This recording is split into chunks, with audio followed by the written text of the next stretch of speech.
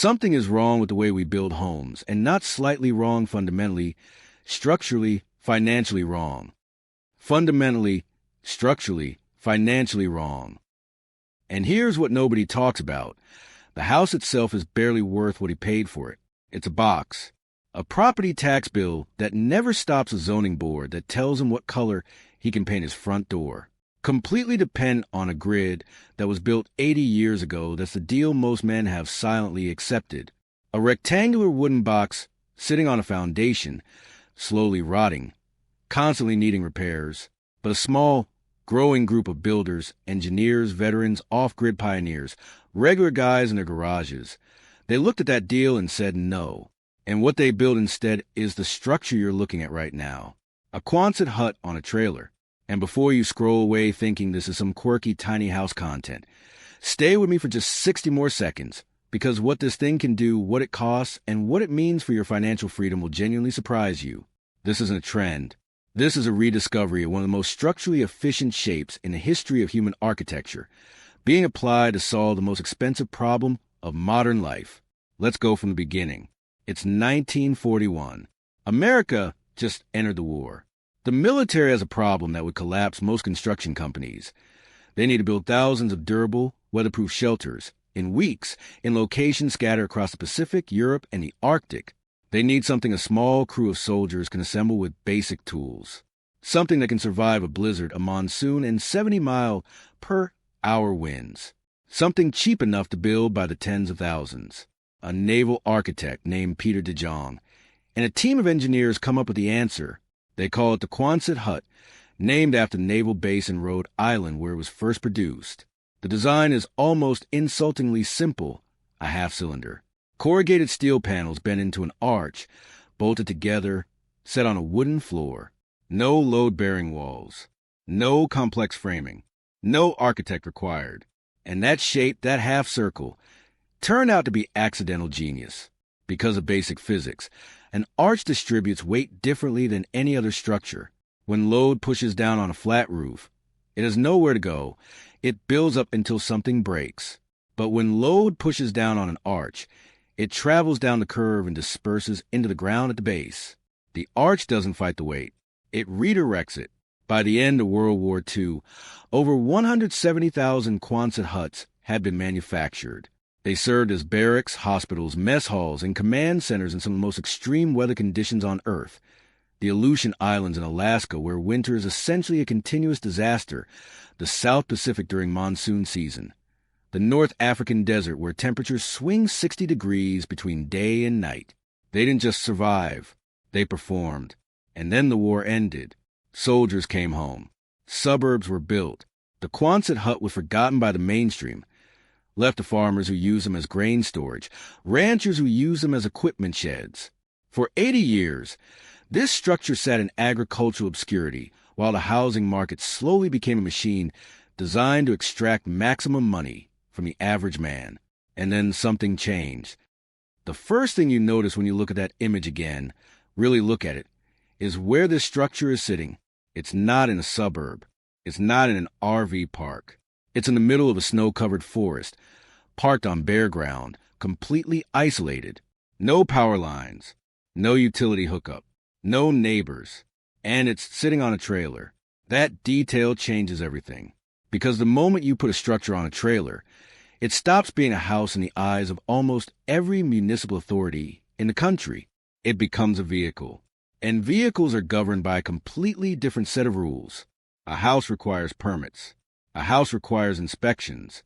A house requires compliance with local building codes that can add 20 to 40% to your construction costs before you've driven a single nail. A house is attached to land you either own or rent. And the moment you own land, the government starts charging you property tax every year for the privilege of owning it. And those taxes only go up. A trailer-mounted structure bypasses all of that. In most states, a structure on a trailer is classified similarly to an RV or manufactured home, and as long as it meets certain size restrictions for road travel, it can be parked on private land, in rural areas, or on land zoned for agricultural use without triggering the full residential building permit process. That's not a loophole. That's the law in dozens of jurisdictions right now. The financial implications of this are staggering. The average cost to build a conventional stick-built home in the United States sits between $150 and $350 per square foot, depending on location.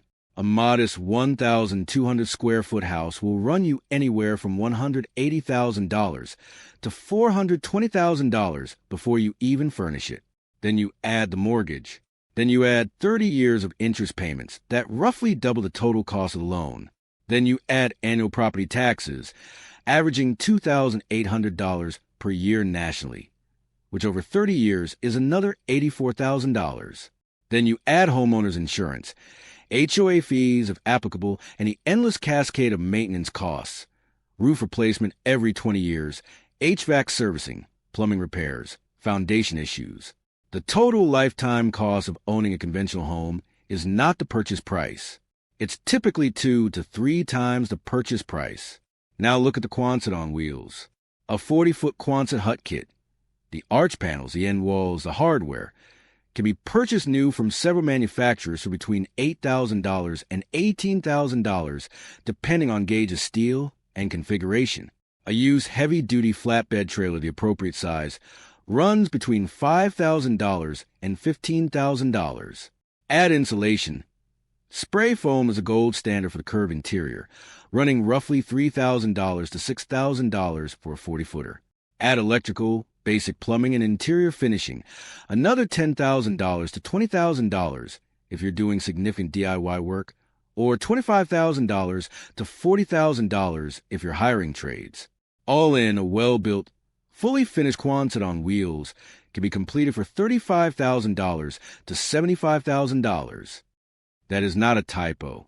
At the high end, you're looking at a comfortable, durable, off-grid capable living structure for roughly what a new pickup truck costs. Now let's talk about the snow. Because the location in that image isn't chosen randomly for aesthetics. It's making an argument, a visual argument that the people who built this thing understand engineering. And they want you to understand it too. Flat roofs and snow are enemies. A flat roof is a collection surface. Snow falls, it accumulates. It gets wet, it gets heavier, and eventually it either leaks through the roof membrane or, in extreme cases, causes structural collapse. This is a well-documented problem with cheap manufactured housing, with older mobile homes, and with any low-slope structure in northern climates. The maintenance demands of a flat or low-pitch roof in a heavy snowfall area are constant and expensive. The Quonset arch eliminates this problem completely. Snow cannot accumulate on a steep curved surface. It lands, it slides, it falls. The same physics that make the arch structurally efficient also make it self-cleaning. There are no valleys where ice dams can form. There are no flat sections where water can pool and eventually infiltrate. The entire roof surface sheds precipitation passively, with no maintenance, no de-icing, no heated cables, no human intervention required. For a man who wants to park his home in a northern forest and leave for weeks at a time, no caretaker, no checking in. This is not a minor convenience. This is a fundamental design advantage over every rectangular structure ever built. The corrugated steel skin also handles wind load differently than a flat wall. Wind, it's a curved surface and wraps around it, generating much less lateral force than it would against a flat wall of equal area. This is the same principle that makes cylindrical storage tanks so effective in tornado-prone regions. The Quonset doesn't fight the wind. It deflects it. And the steel itself. Modern Quonset kits use galvanized or galvalume steel that is rated for 40 to 60 years of service with essentially zero maintenance. No painting, no rot, no termites, no mold in the structural members. The material that protects this home from the elements is the same material that forms the structure. There's no separate siding to maintain, no separate framing to inspect for moisture damage. It's one unified skin. Look at the left section of the image again. Those glowing blue and green units stacked near the open arch. Those are battery storage units. And that changes the conversation about where this structure can go. The off-grid capable Quonset on wheels isn't just freedom from building codes and property taxes. It's freedom from a utility grid entirely. A typical off-grid power setup for a structure this size consists of solar panels mounted, in this case, likely on a ground mount array deployed alongside the trailer. Since the curved roof makes panel attachment somewhat more complex than a flat surface, paired with a lithium iron phosphate battery bank of 10 to 20 kilowatt hours of usable capacity. A 10 kilowatt hour battery bank, charged by a 3 to 4 kilowatt solar array, can comfortably power LED lighting, a laptop, a chest-style refrigerator running on 12-volt DC power, phone and device charging, a water pump, and a ventilation fan, indefinitely, as long as you're getting reasonable sun exposure. Adding a small propane or diesel generator as backup takes care of extended cloudy periods. Heating in a structure this well insulated and spray foam applied to the interior of a Quonset creates an exceptionally tight thermal envelope because there are no corners or joints where air infiltration typically occurs. It can be handled by a small wood stove, a propane heater, or a mini split heat pump running off the battery bank. The tank visible beneath the trailer chassis, that cylindrical horizontal tank, is most likely a propane or diesel fuel reserve. Sized correctly, that tank can run a propane cooking range and a backup heat source for weeks between refills. Water is handled through a combination of a stored tank, a filtration system for natural water sources, and a simple gravity or pump-fed plumbing setup. Gray water from sinks and showers goes to a dispersal field or collection tank. A composting toilet eliminates the need for a septic system entirely in most jurisdictions.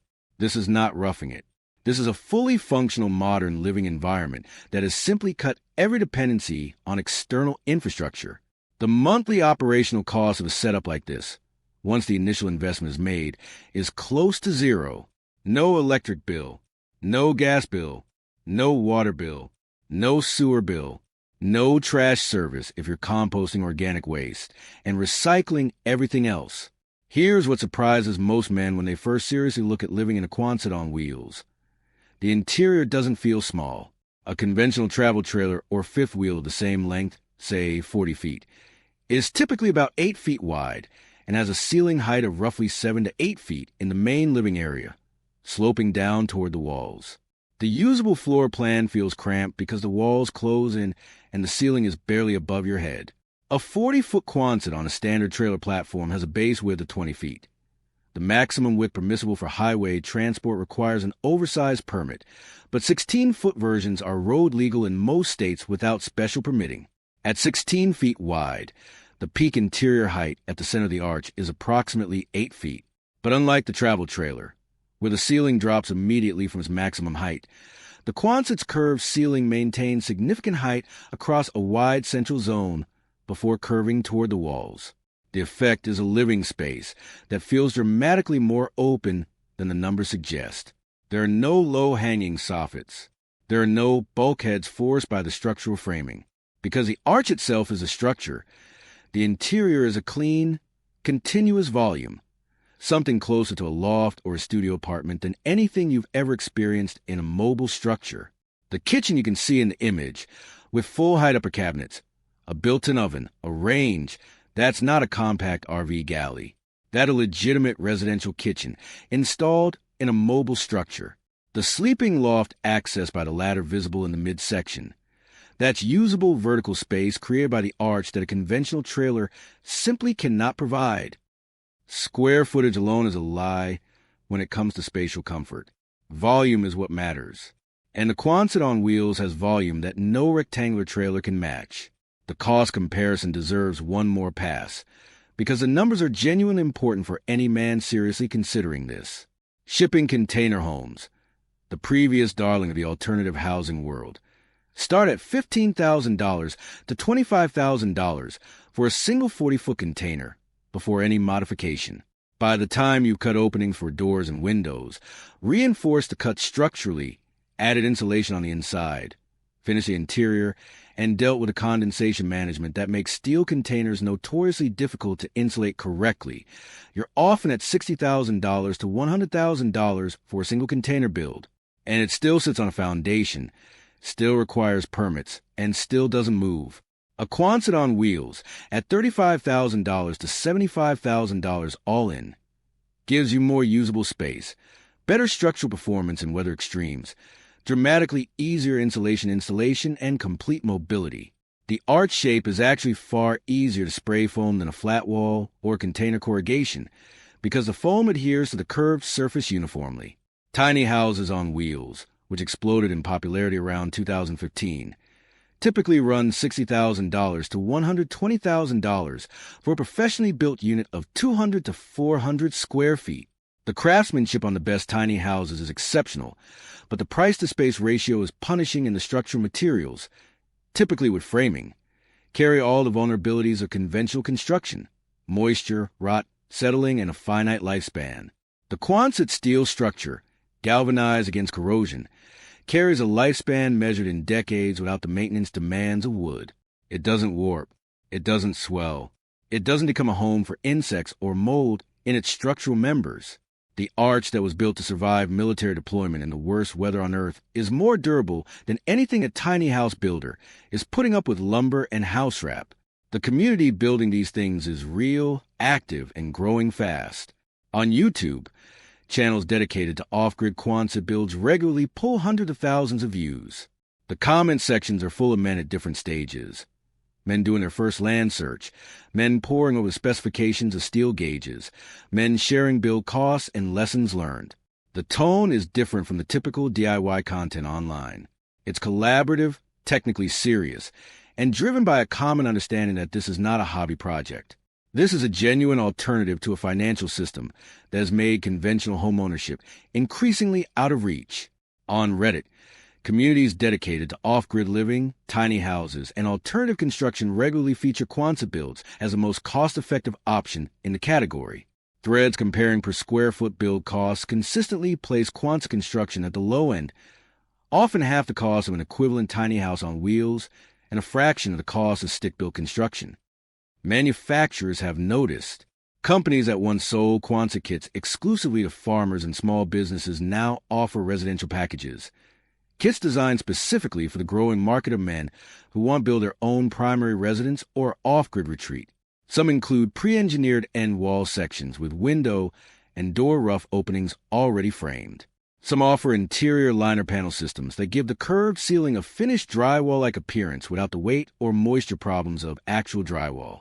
The DIY build process is genuinely accessible to a man with basic mechanical skills and a willingness to follow instructions. The arch panels bolt together. No welding required. A small crew of 2 or 3 men can erect a shell of a 40-foot Quonset in a single weekend.